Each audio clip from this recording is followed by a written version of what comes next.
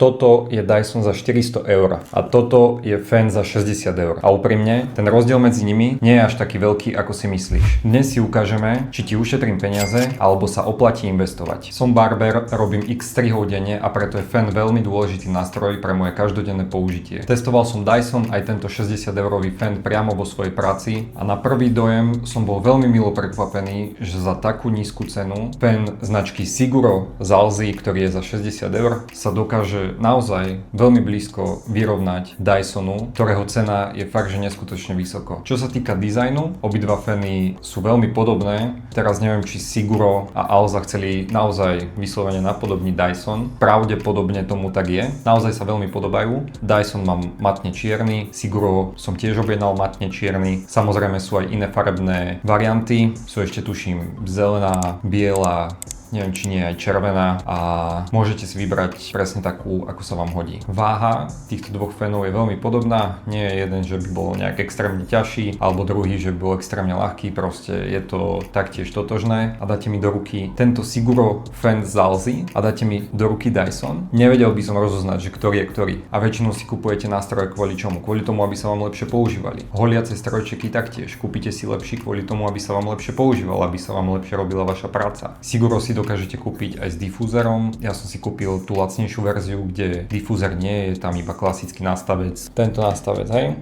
A keď si priplatíte, neviem, tuším nejakých 20 eur alebo tak nejak to je, tak dostanete aj difúzer k tomu, čiže tak za príplatok.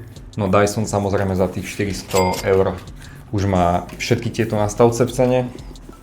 Toto neviem na čo je, tento tiež neviem na čo je, nepoužívam ako barber. Tento je dobrý pražený, že to fúka vlastne tak do spodu. Keď tam dáte na nastavec, tak to vyfúkava ten vzduch do spodu a nie priamo. Takže keď ste barber, tak akože v základe ten difúzer a tento na ten uší rozptyl, alebo ako by som to mohol nazvať. No každopádne Dyson máte všetky, ale tak za tú cenu bodaj by tam neboli. Rýchlosti a teplotu si prepínate priamo hore na féne a dole máte tlačítko zapnúť, vypnúť a studený vzduch.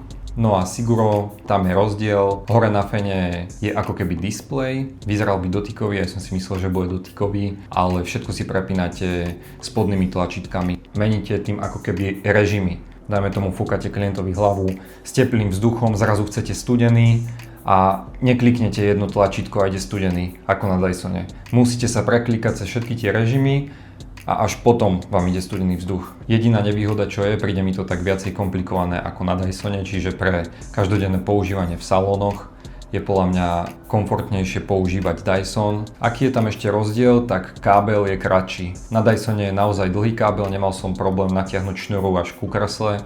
A na Sigure som žiaľ musel si otáčať klienta bližšie ku zastrčke, lebo mi šňúra nedočiahla ku kreslu. Čiže jedine to dať nejakému elektrikárovi spraviť, nech vám to predĺží a myslím si, že to by nemal byť žiaden problém. Je to jednoduché a taktiež si myslím, že za tie peniaze sa to stále oplatí. Čo sa týka hlučnosti týchto dvoch fénov, je to isté. Obidva fény sú fakt že veľmi tiché. Môžem vám tu pustiť ukážku, toto je test hlučnosti týchto dvoch fénov.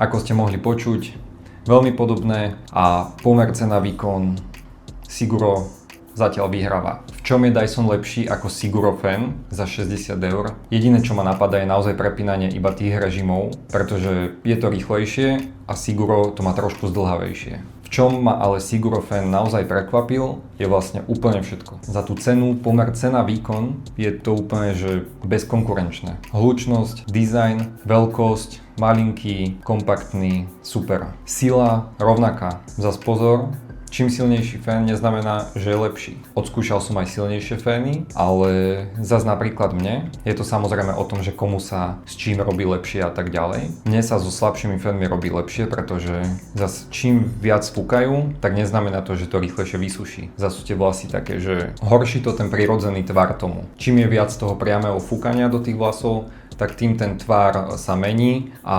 jednoducho neznamená, že čím silnejšie, tým lepšie. Tieto dva fény majú tak akurát silu, že nedokrúti vám to všelijako vlasy, keď do nich fúkate a majú taký prirodzený smer. Čo ma ešte Siguro prekvapilo, je samozrejme cena 60 €. Viete ho kúpiť na Alze. Ja som ho kupoval síce v zlave, ale tak myslím si, že určite bude ešte niekedy v zlave. Neviem ani koľko stojí teraz. Každopádne môžeme sa na to pozrieť. Čiže ako som hovoril, silou sa mi zdajú veľmi podobné, hlučnosť veľmi podobná, váha veľmi podobná, design veľmi podobný, funkčnosť veľmi podobná. Naozaj jediné, v čom má Siguro nevýhodu, tak je prepínanie tých režimov, pretože je to zdĺhavejšie. A čo som bol ešte veľmi milo prekvapený, Siguro má taký nastavec, presne taký istý ako má Dyson. To sa mi aj na Dysonoch veľmi páči, že vlastne tento nastavec, čo je, tak je urobený ako keby z takého dvojitého plastu a keď fúkate, dajme tomu 2-3 minúty v kuse a nemá to takýto dvojitý plast, tak chytíte ten nastavec a je veľmi horúci, že sa môžete popáliť. No ale Dyson má presne to, že tam má taký dvojitý plast a nie je to až také horúce tým pádom a presne to isté malo aj Siguro, čo som bol veľmi milo prekvapený. To má tú istú funkcionalitu a urobili to úplne rovnako.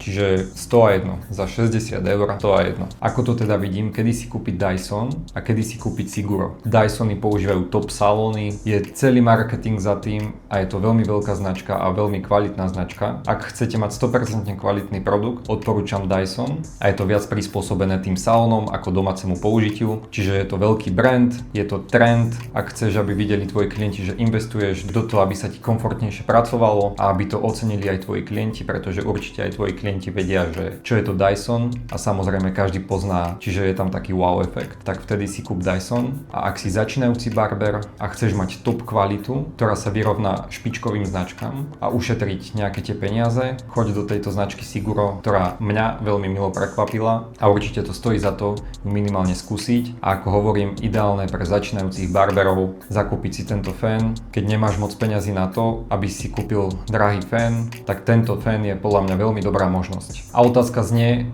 je 340 € rozdiel cítiť vo výsledku? Na to si musíte odpovedať už vy sami. Hádam som vám pomohol pri rozhodovaní alebo minimálne poradil, ukázal aj nejaké iné cesty, že netreba za každým kupovať to najdrahšie, čo vidíte, alebo že môžete aj v niektorých veciach istých ušetriť. Sme na konci videa, som rád, že ste pozerali, dúfam, že sa vám toto video páčilo a vidíme sa pri ďalšej recenzii alebo pri ďalšom videu. Čaute.